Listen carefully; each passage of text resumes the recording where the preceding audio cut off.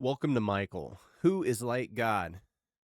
That's not a slogan. It's not a claim. It's a question Scripture asks, and Scripture is clear. No one. I'm Michael, and I'm here to let Scripture answer that question honestly, carefully, soberly, and without adding what God has not revealed. So, as always, we begin where Scripture begins. However, before we move forward, I would like to address what some of you might be trying to figure out, like what denomination I belong to, what theological box I fit in, what label best explains me, and what I'm saying. But that isn't going to work. Not because labels are bad, but because Scripture doesn't start with labels. Scripture starts with identity. Look, I'm not here as a theologian. I'm not one. I'm not here as a spokesman for a system. I don't ascribe to one. I'm simply here as what Scripture calls me, a son of God, a fellow heir with Christ, and part of a kingdom of priests. Paul puts it this way: all who are led by the Spirit of God are sons of God, heirs of God, and fellow heirs with Christ. Not ranked heirs, not lesser sons, fellow heirs. And just to be clear, Scripture never records Jesus referring to his followers as Christians. Christian is used when others describe believers. I don't mind the label, don't get me wrong, but Scripture calls us disciples, sons, brothers, saints, heirs, and acknowledging this doesn't place me above anyone. It doesn't place me below anyone either. Scripture doesn't teach spiritual classes, it teaches family. Paul says that those who belong to God share the same Spirit, the same Father, and the same inheritance. And when it comes to submission, Scripture doesn't teach men ruling over men. It teaches mutual submission. So this isn't rebellion, it's simple obedience. With that said, let's let Scripture explain Jesus the way it always does. The Bible doesn't explain Jesus by isolating him from the stories that came before him. Scripture explains Jesus to us by showing how God has consistently worked through men without ever ceasing to be the one source. The New Testament doesn't send us hunting for new ideas. Instead, it forces us to read Jesus in light of what Scripture has already shown us. Paul makes this clear when he tells us that Adam was the first man and that Christ is the second Adam, the man through whom a new humanity comes. This is the pattern. God works through a man without becoming that man. And Scripture continues in the same way from the beginning, really. That is, God makes covenant with Abraham and promises a son. That son is Isaac, the one through whom the promise continues. Then later, Scripture presents Christ as the promised son who fulfills what the sonship was pointing towards. God appoints Moses to stand between himself and the people of Israel as a mediator. Then later, Christ is revealed as the greater mediator, not by changing how God relates to humanity, but by fulfilling it. Then God establishes David as king over his people, and later Christ inherits the throne, not as a different kind of ruler, but as the promised heir. Scripture doesn't invent new categories when it comes to Jesus. It just completes the ones it all already spent centuries teaching us, such as sonship, inheritance, mediation, and rule. That's why this series started where Scripture starts, with God, creation, and Adam. Because if we don't understand what we lost in Adam, we won't understand what was restored in Christ. And if we don't understand how God works through men without giving up who he is, we'll misunderstand what it means when God saves us through a man. So I'll state the claim plainly: Jesus is born of God. There you have it. That's the claim. Scripture tells us that which was conceived in Mary was of the Holy Spirit. Scripture also says the Holy Spirit came upon her, and for that reason the child would be called the Son of God. And Scripture says the Word became flesh. Notice the order here: conceived, born, became flesh. This is classical birth language, also known as origin language. And scripture is careful. It doesn't say God changed into a man, that God's being became flesh, or that God's essence became visible. Scripture actually never says any of this. Instead, it tells us that the child is of the Holy Spirit. And this only answers one question: where did this life come from? Scripture answers this question the same way every time. Life comes from God. God gives life by his Spirit. So when scripture says Jesus is of the Holy Spirit, it isn't explaining God's inner being. It's telling us this life came from God, not from man. That's it. And that's enough. Scripture tells us that God is spirit, that God doesn't change, and that God dwells in unapproachable light. That language belongs to Yahweh, the one true God. And Jesus is born of this Yahweh. He is the son of this Yahweh. But scripture never collapses Yahweh into the son. Instead, scripture presents Jesus as the inheritor of Yahweh.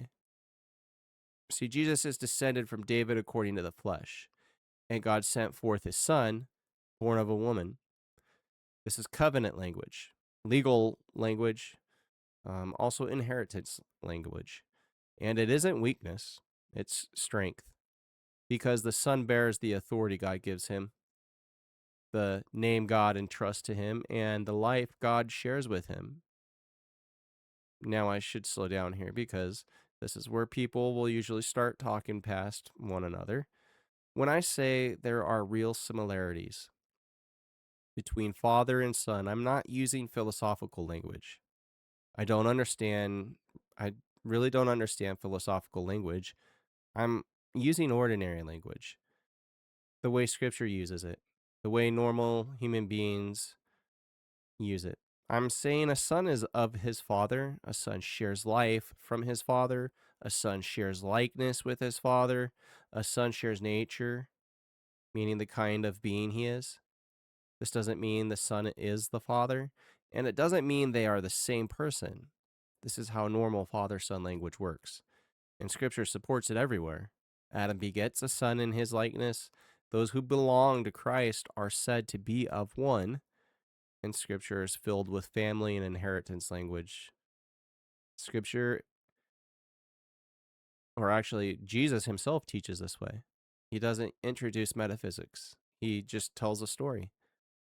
A simple story, really, of a vineyard and its owner, of servants sent and rejected, and then the owner sends his beloved son, not another servant, not an equal owner, the heir. This is a parable of Jesus explaining his own identity, not by using philosophy or essence mechanics, but using family, authority, and inheritance language. So you see, yes, there is shared life. I'm not denying that. And I'm not reducing Jesus to a mere agent either. I'm just simply affirming real, true sonship. And here is where the disagreement actually rises. When Trinitarian theology uses the word ontological, it means something very different. It means the Father and the Son are numerically the same being, that is, and they're one indivisible divine essence, not derived, not received, not caused, and not from another. However, because Scripture actually uses Father Son language, Trinitarian theology introduces the term eternal generation as an attempt to preserve relationship language while denying origin or dependence. And this allows them to say the Son is from the Father, but not in origin and not in cause and not in life received. In other words, generation without origin or sonship without derivation. Why? Well, because the Trinitarian system has to move from Father and Son, which sound like two beings, they have to move towards one being. But once they do that, Father Son language has to change. Not because Scripture changes it, but because the Trinitarian system requires it to change. Because when I say Father and Son, what the Trinitarian hears is two beings. And in the Trinitarian system, well, this collapses everything. Not because Scripture collapses, but because the Trinitarian system does. And I'll be direct. Does Scripture say Jesus shares life from God? Yes, absolutely. Scripture says the Father has life in himself, and he gave the Son to have life in himself. Scripture also says the Son inherits. But what Scripture never says is that Jesus is numerically the same being as the Father, that Jesus shares God's unapproachable inner being, that Jesus is uncaused in being, or that Jesus exists independently of the Father. Yes, there is real shared life, but no, Scripture never collapses their identities into one. That's the line Scripture draws, and that's the line I'm holding here. Scripture never tells us what God's inner being consists of. It just simply tells us that God is spirit. It tells us God dwells in unapproachable light and that no one has seen God. So when Trinitarian theology says same essence, it hasn't uncovered any mystery.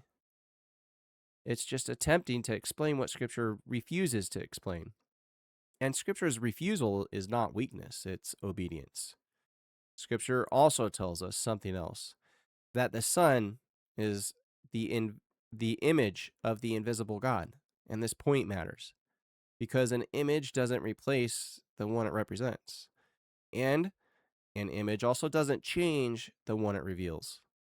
What the Son, as the image, shows us is who God is, without turning God into something he isn't.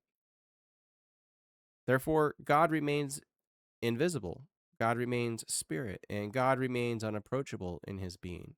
Yet, he is truly made known, not because God became visible in his essence, but because the Son reveals him perfectly. And Scripture goes even further. Jesus says, "The Father judges no one, but has given all judgment to the Son, so that all may honor the Son just as they honor the Father." That isn't optional language. The Father orders honor to flow through the Son. Refusing to honor the Son is refusing honor to the Father who sent him. Not because the Son replaces the Father, but because the Father sent him.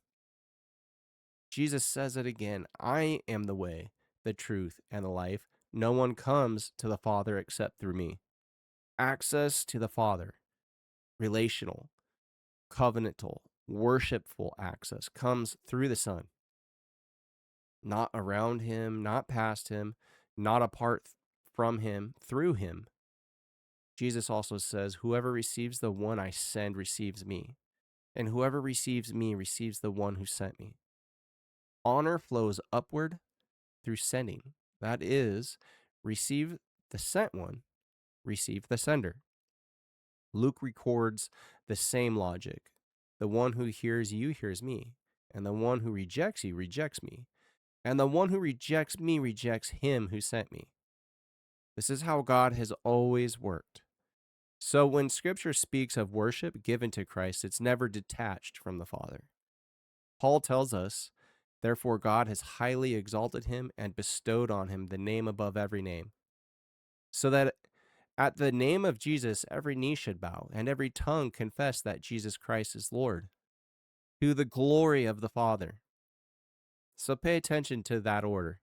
God exalts the Son, God grants the name, and every knee bows to the glory of God the Father. John also says this, "No one who denies the Son has the Father. Whoever confesses the Son has the Father also." You can't honor the Father while bypassing the Son. And this didn't begin in the New Testament. Psalm 2 says, "Serve the Lord with fear. Kiss the Son, lest he be angry and you perish in the way." Honor shown to the Son is obedience to Yahweh, not because the Son replaces him or is collapsed into him, but because Yahweh appointed him. That's the scandal. God doesn't compete with his own Son. God reveals himself through his Son. Jesus tells us, "He who has seen me has seen the Father," not because the Father became or is the Son, but because the Son makes the Father known. Scripture tells us no one has seen God at any time. The only begotten Son has made him known. That never changes. God remains unseen, but God is known faithfully, fully, and without compromise through his Son. The scandal isn't that Jesus is insufficient. The scandal is that God chose to save us through a man born of God, a man sent by God, a man entrusted with God's name, a man given inheritance, and humanity resists that because we want God, not the man God sends. Scripture has been telling us this same story from the beginning, not by changing God, but by revealing his Son to us, not philosophy, just Scripture. So we don't need to explain past Scripture. What we need to do is let it stand, let it speak, and follow its order because Scripture knows what it's doing. You guys, if this series has been helpful, don't forget to like, subscribe, and share so others can follow Scripture in the same careful and logical order. I'm Michael, and thank you for listening.